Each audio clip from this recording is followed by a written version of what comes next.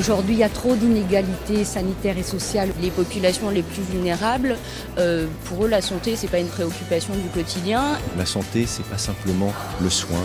L'eau, l'assainissement, des habitats salubres sont des facteurs d'amélioration de la santé. L'accès à l'emploi, l'éducation. Si on arrivait à augmenter l'activité physique de la population, on aurait des gains en santé très importants. C'est pas uniquement une affaire de professionnels. On ne peut rien faire tout seul, il faut qu'on soit tous ensemble. Je pense que la santé, c'est une valeur.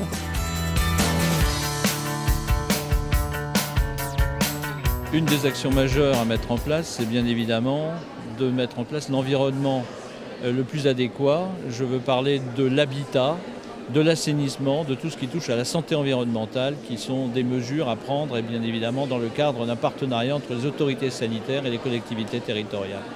Un exemple pratique, c'est simplement quand on va construire un nouveau bâtiment, quand on aura un projet urbain, est-ce qu'on a pensé à tout ce qui a d'impact sur la santé en construisant ce projet ? Quand on fait de l'aménagement urbain ou quand on améliore le transport ou quand on agit pour le logement, on agit pour la santé. L'urbanisme, c'est une préoccupation première que les élus doivent avoir pour que les citoyens se sentent bien dans leur ville.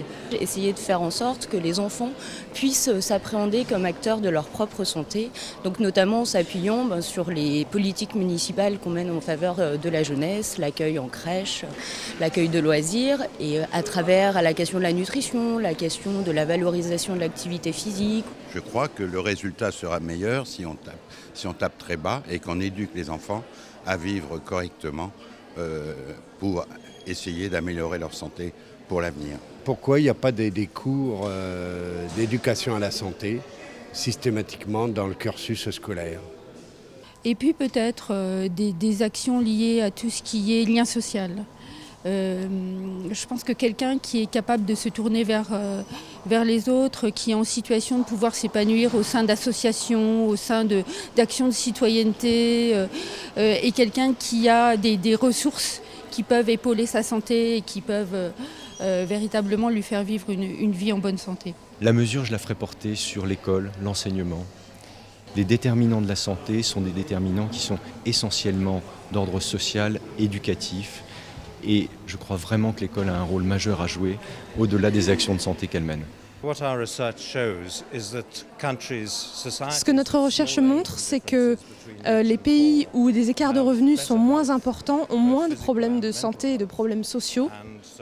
Et donc la mesure qui serait à mettre en place, ce serait de réduire les écarts de revenus entre les plus riches et les plus pauvres. La mesure la plus essentielle pour le moment, c'est d'essayer d'intégrer dans les politiques, toutes les politiques publiques, pas juste dans les politiques sanitaires, vraiment dans les politiques sociales aussi, la question de la santé. Donc c'est la santé dans toutes les politiques. La mesure que je prendrais, ce serait de faire de la santé un indicateur de qualité des politiques publiques, de l'ensemble des politiques publiques.